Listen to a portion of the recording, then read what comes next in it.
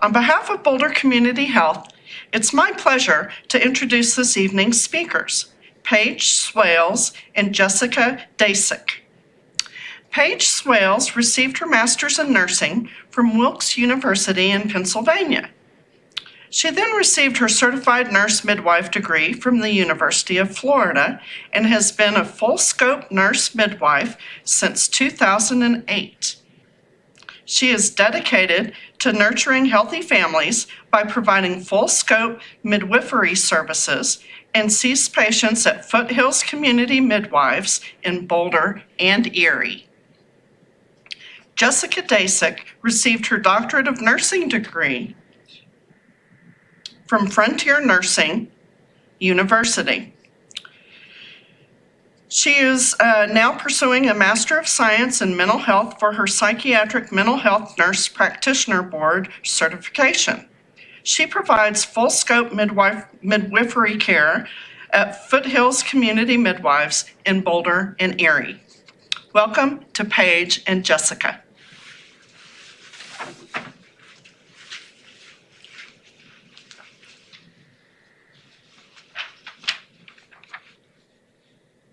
Thank you all for joining. We are excited to be here and excited to be able to give you and your family and hopefully future generations lots of information to be able to provide you with a healthy life.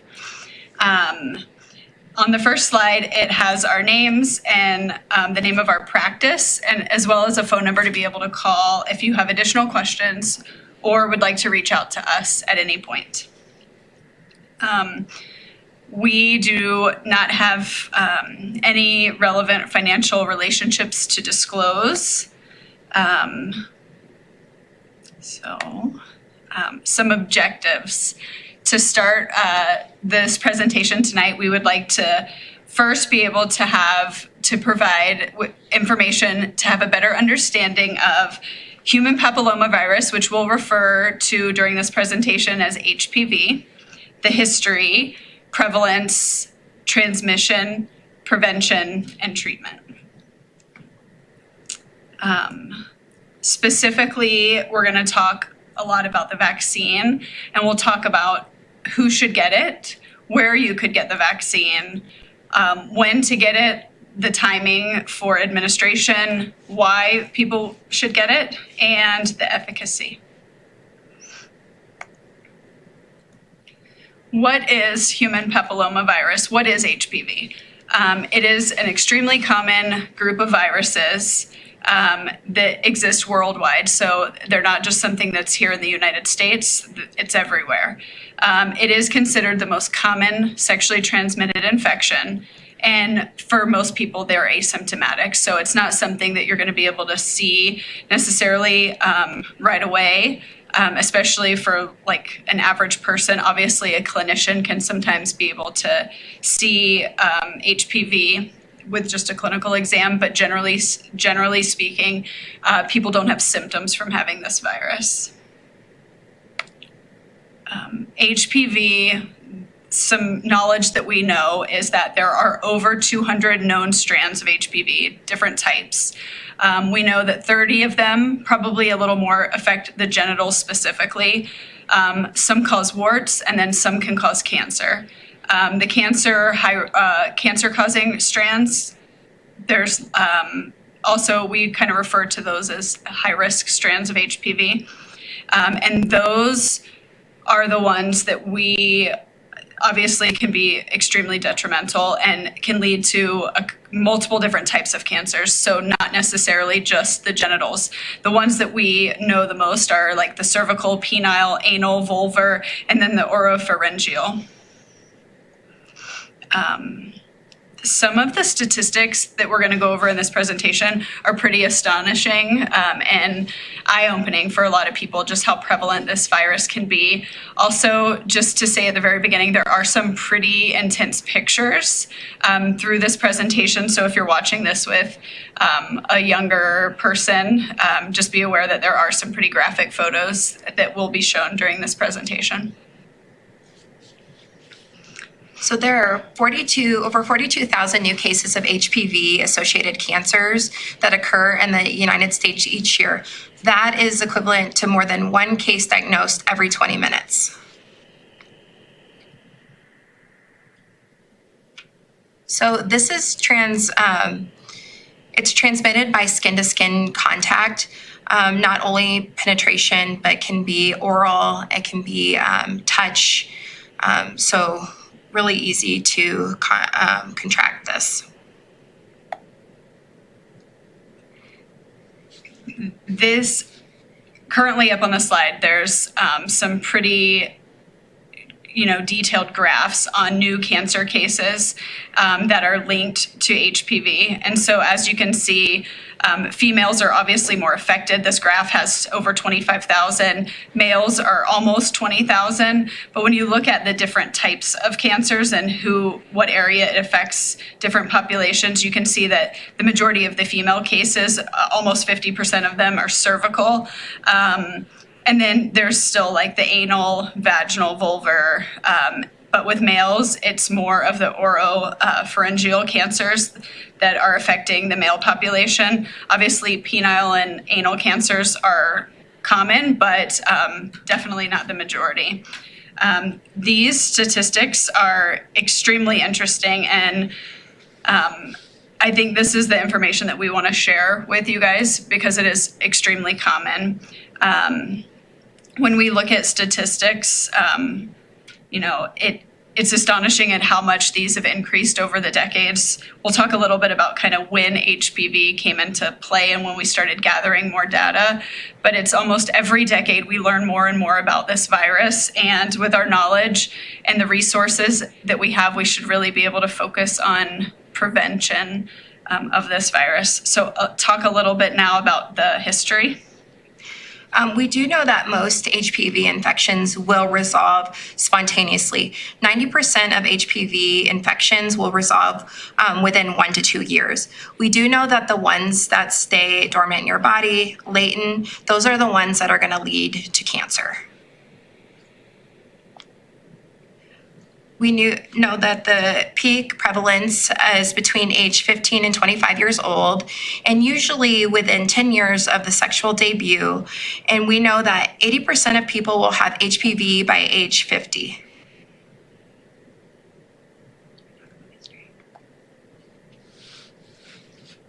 Treatment. When we talk about treatment, a lot of what we're actually more referring to is going to be screenings and how can we catch this virus at an early stage, or being able to detect it to be able to prevent it progressing to things that are things like cancer.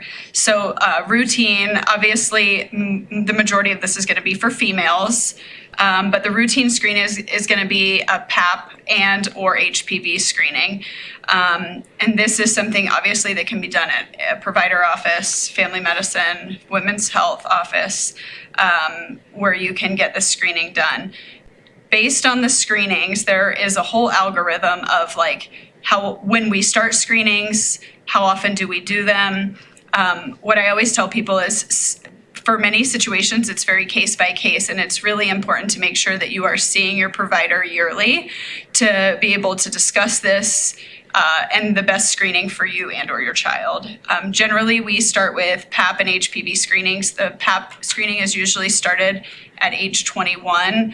And then depending on the age, sometimes we do co-testing. And it's not necessary that you always have a PAP every year, depending on your specific situation, but that's definitely something that you would want to talk with your provider about. But for screening for the HPV virus, it would be a pap smear. And then based on those results, it could indicate a more extensive follow-up, whether it's just a increased screening as far as timeline, so maybe not waiting the 1, 3, or 5 years, maybe it needs to be done sooner.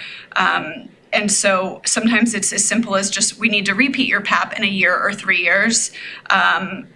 Sometimes we need to do co-testing, which is where we screen for cervical cancer, but we also then screen for the virus, the HPV virus. And then if those results are abnormal, sometimes it does involve a more specific follow-up exam, which could be something like a colposcopy, which is where we use a colposcope to examine the cervix. And sometimes it could mean a more extensive, even more extensive than a colposcopy. And listed here, it's like cryotherapy, a LEAP procedure, which is a loop electrosurgical excisional procedure, and sometimes even more extensive excisional surgeries. Again, these are all case by case, and this is like based on results that would be discussed and reviewed with you by your provider. Those are for abnormal higher risk HPV strands. There is treatment for low risk strands, which are the genital wart strands, and that could be something like freezing, topical acid application. Sometimes if they're really extensive or if there's a lot of genital warts, laser treatment is recommended. There are, in specific situations, there are topical medications that you could use like at home that are prescription based. But again, all of those things are going to be things that you talk with your provider about to make sure that it's the right thing for you and your situation.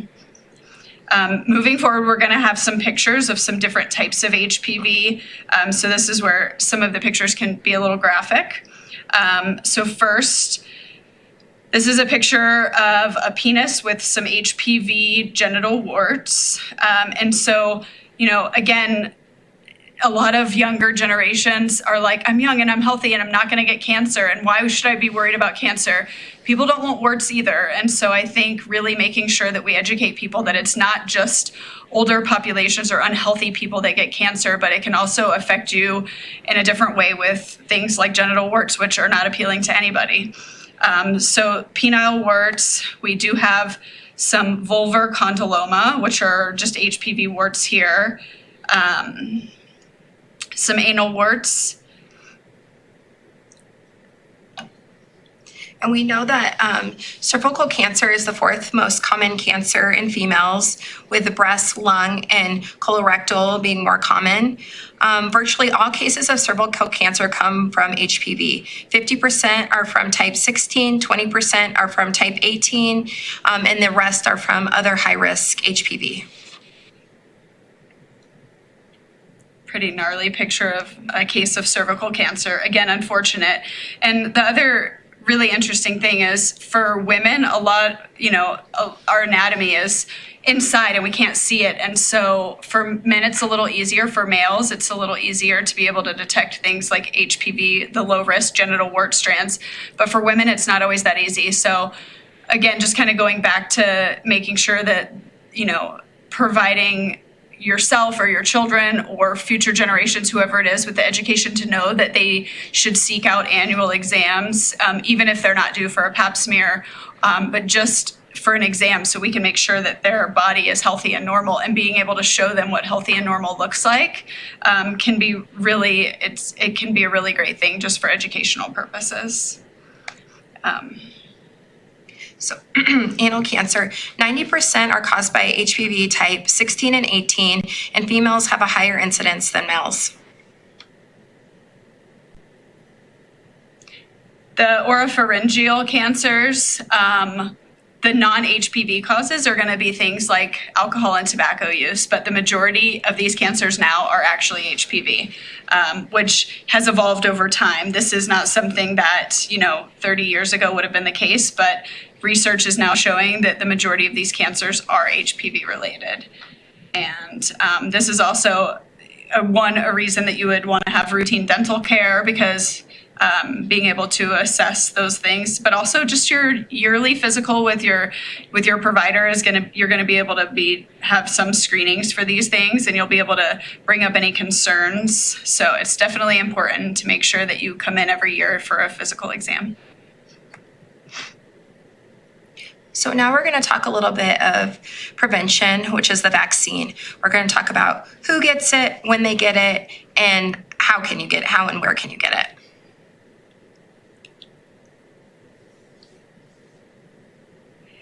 So when you look at the history of the HPV vaccine, there's been a little bit of an evolution regarding what strands are covered. Different companies have produced different vaccines. And so initially when this vaccine was first approved, it came out in 2006, and it was Gardasil 4.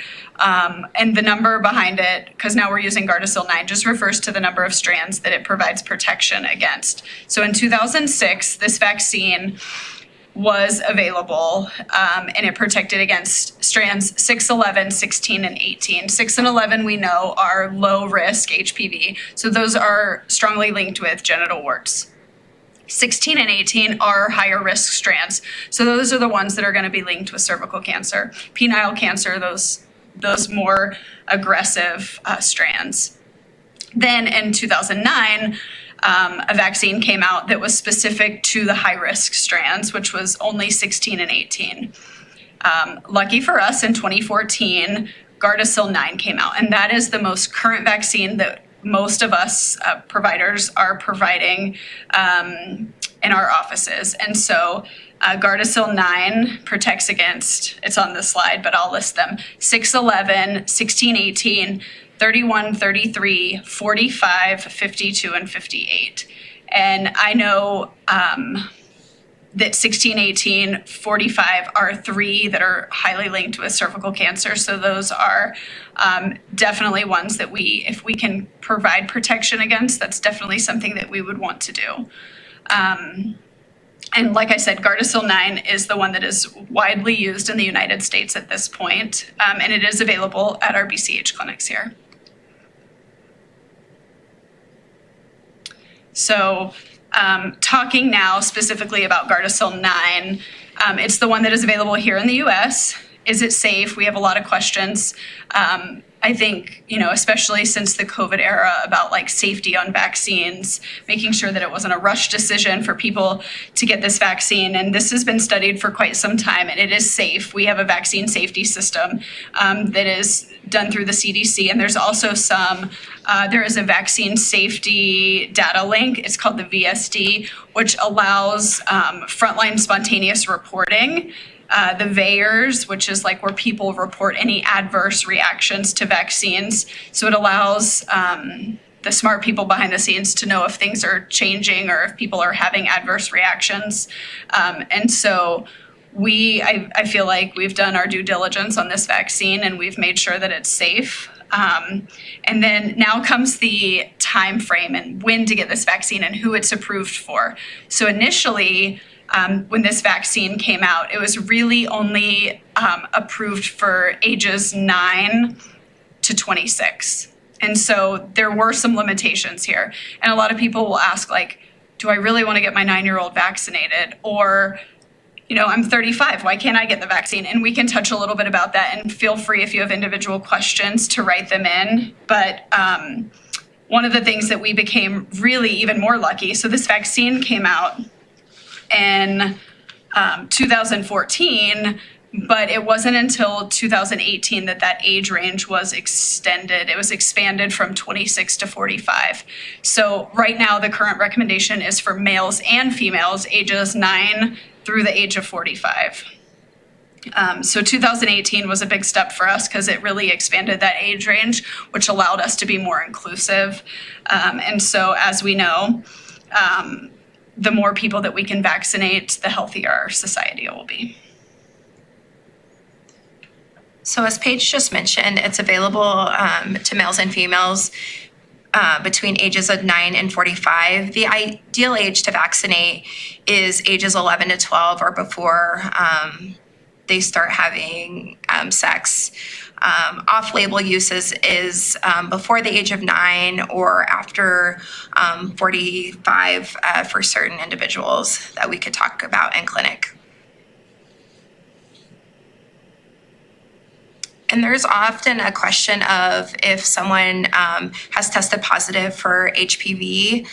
Well, I've tested positive already for HPV. Should I get the vaccine? And the answer is yes, because you might not have been exposed to one of the strands that it covers. So we still encourage vaccination. So where would you go to get this? And I kind of touched on this earlier, but most pediatric offices, any sort of county health department or public health office is going to be able to offer this. And there are vaccine programs specifically through the public health department that allow, even if there's no insurance coverage, to be able to provide vaccines. Family medicine offices, primary care offices, especially here at BCH, all of our offices are supplied with this vaccine to be able to offer it to patients. Women's health providers, so an obstetrician office, a gynecology office, also are stocked with this vaccine to be able to offer it to patients. And of course, all of those exist here at BCH. So we would love for you to come see us and let us give you more information and support you on helping prevent this virus. So Jess had mentioned ideal onset, like the ideal administration of this vaccine is going to be before any exposure, so before the onset of sexual activity. And like Jess mentioned earlier in the presentation, it isn't just like penetrative sex. So it can be digital. I mean, it's skin to skin, so it's essentially touching. And so I just think as a parent, I think it's always important to have these thoughts and these conversations as a family before exposure. Ideally, it's given between the ages of 11 and 13, or again, before the onset of sexual debut. There are specific situations where we would recommend, as a healthcare provider, I would recommend starting the vaccine sooner. But again, that's going to be a case-by-case situation. And also when I would recommend getting it later. So always, I think these are always great discussions to have with your healthcare provider. When you talk about when to get the vaccine, it's not just when to start the vaccination process. The series of the vaccine, depending on your age when you start it, will determine how many doses and then kind of what the schedule is. So the first, if you're less than 15 years old, you're going to need only 2 doses. So you would get your initial dose, and then approximately 6 months later, you would get your second dose, and then that series is completed. So you would have immunization at that point. If you are greater than 15, then you're going to need 3 doses. And that schedule is getting the first vaccine, whatever date that is, 2 months later, getting your second, and then 4 months after that, getting your third. So in 6 months, you've completed the series if you're over 15. And Jess will talk a little bit about what happens if that schedule is interrupted. So when the schedule is interrupted, you don't have to start over. You don't have to stop. You need the minimal interval. So say you didn't come back in 2 months and forgot, it's okay to still complete the series when you can. Or if someone's pregnant, we can hold off and resume afterwards. So there's a protection against the virus. We know that there's an antibody response to HPV types 1 month after the series is completed in 98% of vaccinated individuals. HPV vaccines are highly immunogenic. It's important to know that this is prophylactic. It doesn't prevent progression, improve time to clearance, or treat a current infection. It's really effective, almost 100% effective in reducing HPV strands that the vaccine covers, 86% effective to reduce cancer, and 71% effective to reduce incidence of genital warts. We know from studies that HPV infections have decreased 88% in teen girls 14 to 19 and 81% in women ages 20 to 24 since the vaccine was introduced. There's also no data that shows that the vaccine lessens over time. The effectiveness lessens over time. Just going back to that last little bit about it doesn't lessen over time. Currently, there's no indication for like a booster. If you received this vaccine when you were 14 years old, or if your child received it at 12, there's no indication to like get a booster or to repeat the series, 10 years from now or 15 years from now. But like I said, this virus it's so common and prevalent in our society, and we learn so much about this virus every decade. We just learn more and more, and as healthcare providers, it really is important for us to make sure that we are giving patients and their families all the information that they need to be able to make the decision that's right for their family.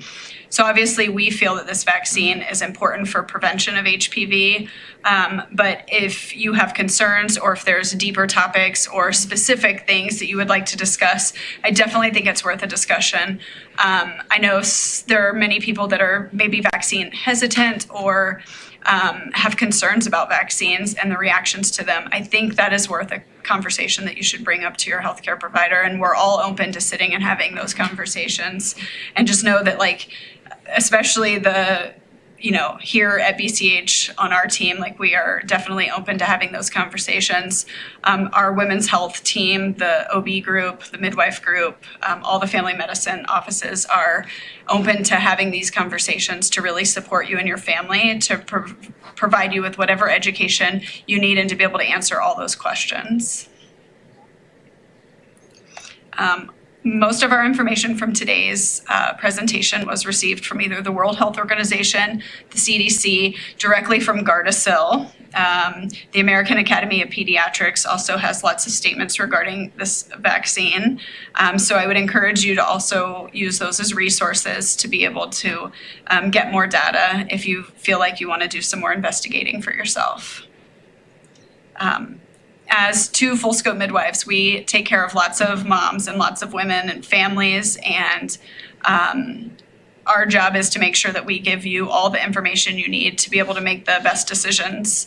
And so please reach out to us if you have any questions. We're always happy to have a conversation, and we look forward to seeing you guys and being able to answer any questions. If you guys do have any questions, now would be a great time to either, if you can email them or put them in the chat box. We would love to be able to go through any questions that you guys have.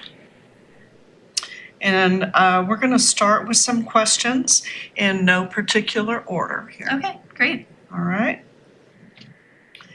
At 35 years old, being monogamous with my partner, why would you recommend the vaccine? I do not have any new exposure. That's actually a very common question. I feel like I get that question multiple times a week. And so for us, what I like to think of the HPV vaccine as really more as cancer prevention. Obviously, no one wants genital warts either, but when I look at long term, I think of I never want to think of the unpredicted or undesired outcomes where people are going to be in their life. And at 35, if you have one partner and you feel like your exposure is going to be zero, then I think that you're going to make the decision that's right for you. But what I will say is sometimes we can't predict things. And right now, this vaccine is approved through the age of 45.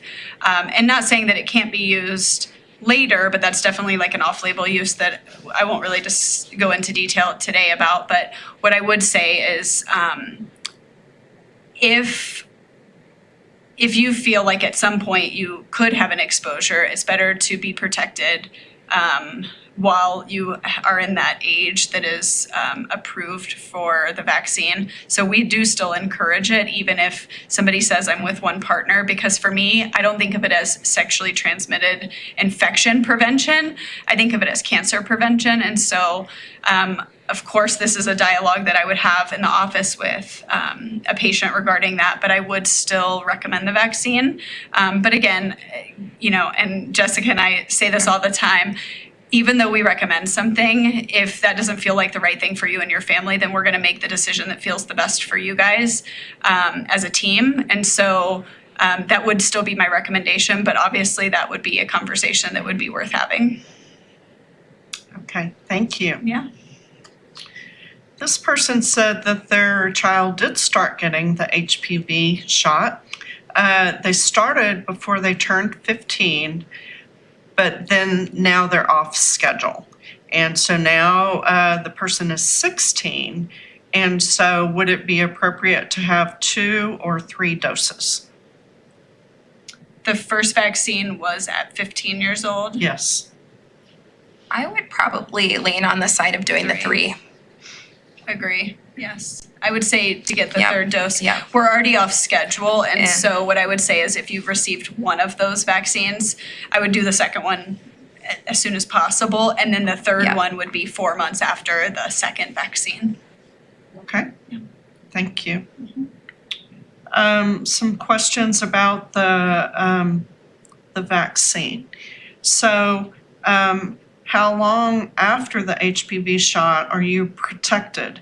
And again, with the periodic, shots, you have to have several. Are you protected at all after the first one, after the second one? Well, they do offer some protection, but you're going to get the most benefit from completing the series. Like we said, 98%, you'll be protected against those strands 1 month after vaccination, and it doesn't wear off. So to get the most benefit, and what our studies cover are to get the whole completed series. Yes. So it would be 1 month after Yeah. the third Dose. the third portion of the series. And then once the series is completed, which is the completion of 3, it would be 1 month after that you would have immunization. Okay. So you went through some of the history of the shots and how now in the U.S. the Gardasil 9 is the most common, and all the different HPV strains that it protects over. So if you got your shot earlier, say in the 2006 vaccine, that didn't cover all the strands. So do you need to have the shots again? And do you get one or all 3 of them again, since you weren't covered for all the HPV strains? That's a great question. So there's mixed data about it, but you're going to get most benefit with the one with the most strands. So we would recommend, it would be shared decision making in the office and talk to you about it, but we would recommend you doing the Gardasil 9, which covers the 9 strands, and to do the series of 3 or whatever age you are. So that's not too much. It's not going to make you have a reaction since you already had. I mean, everyone's 4 or 5 individual, in the right? first one. Everyone's case by case, but no, not typically. And we actually see that quite a bit in the office. Okay. So basically, if you got it before 2014, you might want to think about having it again. Yeah. Exactly. That's the magic. Like we said, it's something we can discuss too in office and have a real conversation with somebody and do shared decision making. Okay. And then,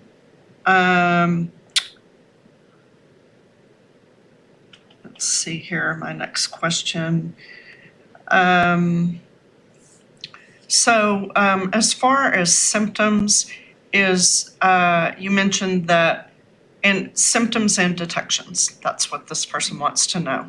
So they wanted to find out, besides the PAP and HPV screening, are genital warts the only symptom that you will have, male or female, from HPV? Yeah, I would say my answer to that is yes. Unless the A virus has really progressed and you have a different, progression of a high-risk strand. That was the penile cancer, the vulvar cancer, those more progressive high-risk strands, but low risk is genital warts, and that's going to be with an exam, and that's really going to be the only physical symptom. Most people don't know they have cervical cancer. You don't see your cervix. I think some of that is like being able to know your body and get regular exams, but generally, yes, the only physical thing that you would be able to see would be a genital wart. Okay. And so, are genital warts dangerous or just unsightly? Well, sometimes people have genital warts, which means we know that they have a low risk strand. But if they're not getting routine screenings, it is possible that they have a higher risk strand as well. And so sometimes things go hand in hand together. So for like a male, there is no screening necessarily for high risk until there's significant symptoms of really abnormal things. So I guess they could be dangerous depending on if you're also carrying another virus, but generally an condyloma or a genital wart is going to be a low-risk strand of HPV that's not going to convert to cancer. Generally, they are just unsightly, but they are very not just unsightly. They're very vascular. They bleed, and so sometimes people come in with concerns because they've worsened or they have, very severe case of genital warts. So I don't think it's dangerous. Like, they're not going to convert to cancer because we know they're low risk, but they're not always just unsightly. They can cause, discomfort or pain and things like that too. Okay. You may have touched on this, but just for clarification, is HPV the only cause of genital warts? We would say most of them are from HPV. I think people can have condyloma or warts that are not HPV. And if they're on the genitals, we would still refer to them as genital warts. They're treated essentially the same way. But a lot of warts anywhere on your body could be HPV related. And so if it's something, sometimes if we're removing them, sometimes we can send them to pathology just to confirm what it is. But yes, I would say most of them are HPV. Okay. I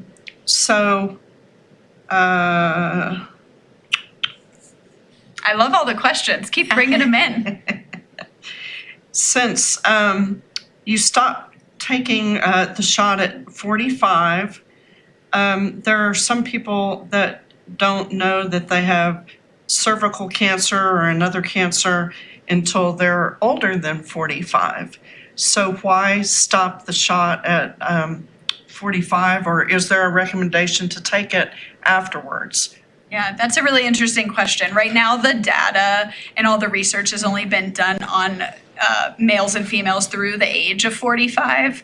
That would be one of those like off-label uses. I have had patients that have come in that have been outside of that age range that have requested the vaccine.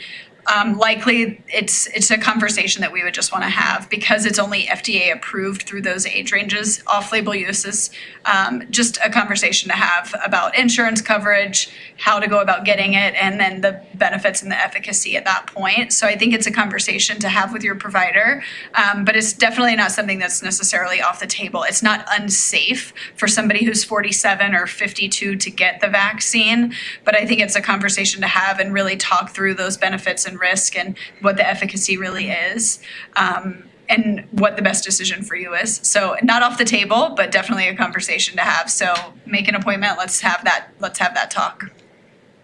Okay. So HPV, the shot is to help prevent the risk for cancer. You had mentioned cervical and colorectal. Is that pretty much it, or any kind of cancer? What are we talking about here?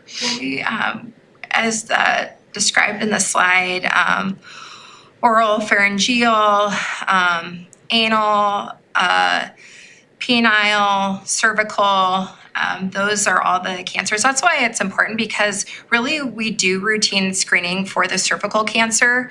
But if you're not doing your annuals, the other kind of cancers can get missed. So that's why also I want to drive home how important this vaccine can be. Yeah. Okay. There was a little bit that you touched on with tobacco and alcohol. Mm-hmm. This person would like to understand a little bit more. It was a little confusing. Yeah, so when we talk about oral pharyngeal cancer, we historically think of like smokers and tobacco users and alcohol abuse, because historically that's what it's been.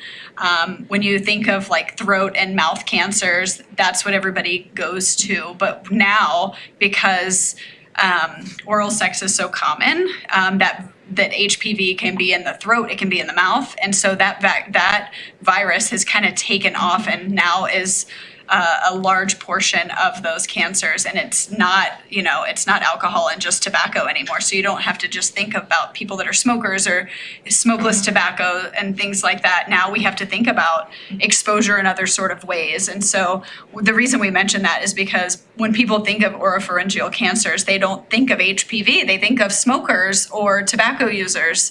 And so I was just trying to bring light that it's not just those things that cause those cancers, and HPV is really common now in them. But it's just spread by skin to skin, not by sharing a cigarette. Correct. All right, thank you for that clarification. All right. A few more questions, and again, we want to remind our audience that we still have some time if you would like to ask your question in the chat box. So this person said that they were concerned about their adolescent, that they will think that this vaccine will protect them.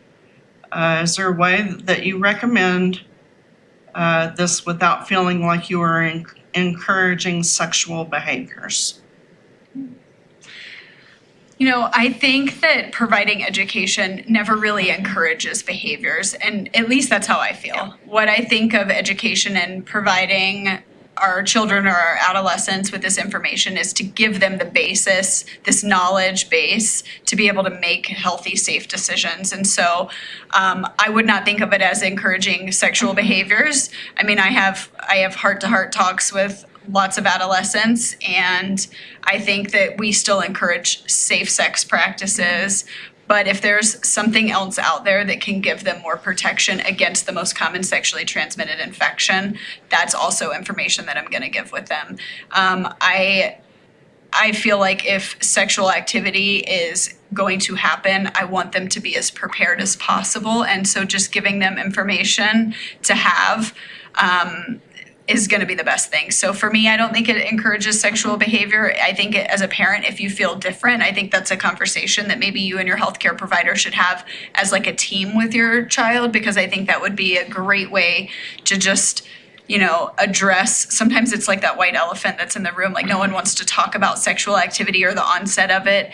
And I think as a parent, you'll figure out the best time to start those conversations. And it may not be at 9 or 10 years old, but when you feel it's appropriate to have those conversations with your child about vaccines and safe sex practices and how this virus is so common and what it can cause, I would almost say sometimes it can do the opposite. Sometimes seeing these pictures and having this information and seeing what this virus could do might do the opposite. And we try not to use it as scare tactics. I don't show people pictures of these things to scare them out of having sexual activity. I share these pictures because I want people to know, one, what it looks like if they were to see it, and also just to give them information. Like showing somebody that you can get cancer in your mouth from HPV, I think sometimes it sets in different when you see what it looks like.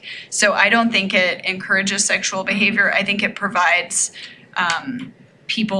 children, adolescents with the base knowledge to be able to make the healthy, safe decisions for themselves in the future. And sometimes adolescents especially talk to each other. So if your 13-year-old or 14-year-old says, hey, my mom or dad talked to me, my parent talked to me about this vaccine and this virus, sometimes they're more influential to their friends than sometimes us as parents are. So the more information that we can give to our children and adolescents, I think is the best thing. Okay. So now we're going to flip from adolescents back to the older people. And talk a little bit more about the virus as well as the vaccine with these questions. So for someone in their 50s or older, is there any preventative treatment suggested, or is this age group considered to have been exposed to HPV already? How often does HPV exposure lead to cancer? Yeah, I don't know that HPV exposure leads to cancer. I think if you have persistent HPV that your body doesn't fight off, which we know the reason we recommend the vaccine at a younger age is because that age has an awesome immune system and has the ability to create antibodies and to really give themselves protection. Unfortunately, as we get older, our immune system doesn't fight off normal viruses, common viruses. As well, and our bodies just aren't as strong to be able to kind of push past things like that. So I think that I don't know that it's harmful for you to get the vaccine at 50 years old, but there's probably just really limited data on how much protection that's going to give you. But I also think a case by case, looking at your history, Risk factors, talking to your provider, Yeah. really having a sit down conversation would be able to give you some more information. Like I said, it's not off the table. We have people that come in and ask for it, and if it's the right thing for them, absolutely. So you could have had a very good immune system, been exposed and not gotten it. Sounds Yes. true. Okay. Yeah. So this person said, I have already tested positive for HPV. Should I still get the vaccine? Yeah. And I mentioned this earlier that it covers the 9 of the high risk strands. So maybe that the one that this person tested for, it's not obviously going to be all 9. So we still recommend the vaccine so you're protected from further exposure to the other 8. So does the HPV virus go away? Your body, especially if it's not persistent, most healthy individuals have the ability to fight off that virus. And the reason we talk about screenings and treatment is because if your body's not able to fight it off and it's creating change, so if it's creating not just the virus is present, but it's creating abnormal cells, then at that point we need to do further investigation, a more extensive exam to really look at what those cells are and how much that virus has changed. So yes, I mean, there are young individuals that test positive for HPV at a young age, and then they never have another abnormal pap or detect, or have HPV detected again. That is possible. But that's why it's important to make sure you get routine screenings and that you follow up with your healthcare provider, just to make sure that you're always being monitored and taking care of yourself. So if you're positive, that's when you're contagious. So if you have the virus, your body can shed it at any time. It is more likely to be shed when you are immune compromised. And so I think that it doesn't always, especially because there really is no test for males, especially for high risk strands of HPV, it's hard to know who actively has an infection of HPV, which is why this virus is so common. Over 80% of sexually active individuals will have this virus at some point in their life. But it doesn't mean that it's always active and changing the cells in your body. And so that's why it's important to make sure that you are getting your routine screenings, to make sure that if you did have it when you were 17 years old, now that you're 35, that it hasn't, either one, it's not showing itself again, you haven't had a new exposure, or it's not still persistent enough to create cellular changes. Okay. And again, we want to remind our audience, if you have any more questions, please let us know. Otherwise, this will be the last question for tonight. This person is asking, if my child has already had HPV warts, is it worth getting the vaccine? Yeah, because really, like we talked about, the high-risk ones are the ones causing cancer, and not necessarily the genital or the warts, wherever they may be, cause cancer. So we would still recommend getting the HPV vaccine. Okay. Thank you very much.